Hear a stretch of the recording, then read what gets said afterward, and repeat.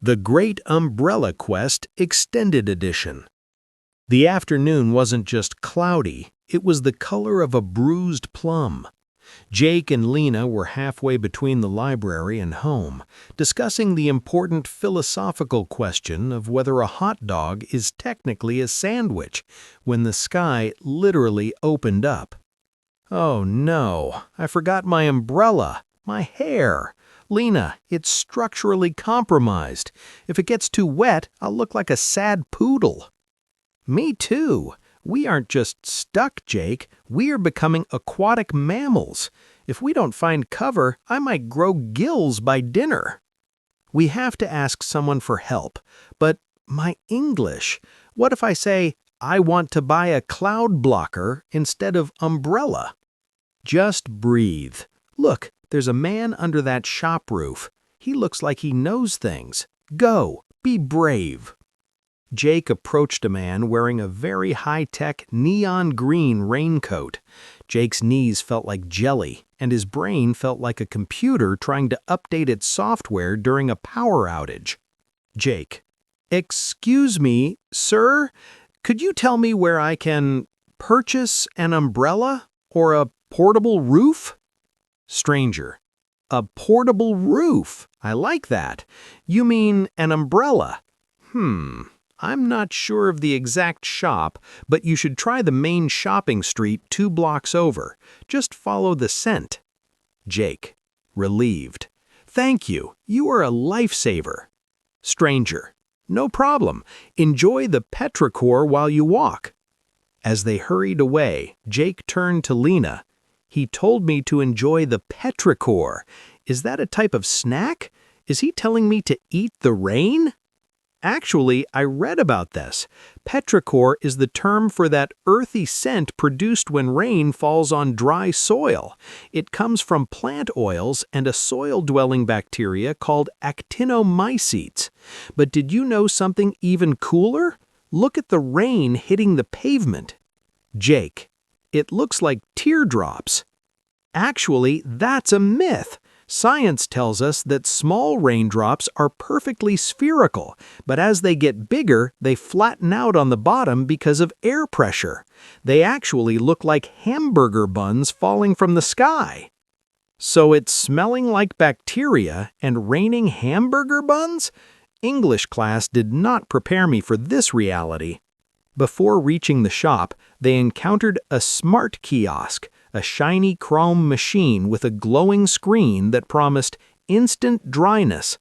Jake: "Look, a machine! I don't have to talk to a human. This is perfect for my social anxiety." Jake tapped the screen. A robotic voice boomed: "Please state your desired moisture protection device." Jake: "I would like 1 umbrella, please." Robot: "Processing. Did you say I would like 1 Nutella cheese?" Jake: "No, umbrella. Ah. Robot: "Searching for Under the Sea. Playing the Little Mermaid soundtrack now." As Disney music began blasting into the rainy street, Lena stepped in, laughing. "Jake, I think the machine's ears are clogged with rainwater.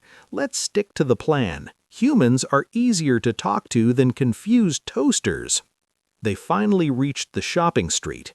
They found a tiny shop that smelled like old libraries and wet wool. An elderly shopkeeper was polishing a monocle. Jake: "Hello, sir? Do you sell umbrellas?"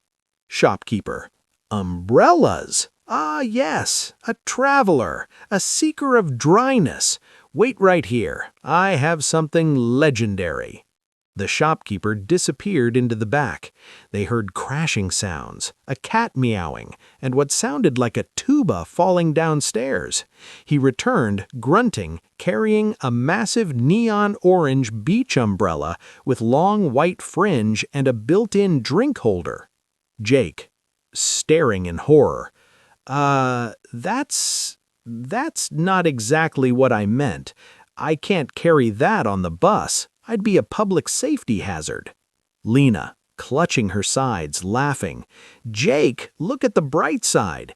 If you take that, we aren't going home, we're going to the Mediterranean. Are we going to the grocery store or a tropical resort? Shopkeeper, realizing, then laughing loudly. Oh, you want personal protection. I thought you were protecting a patio table. My apologies.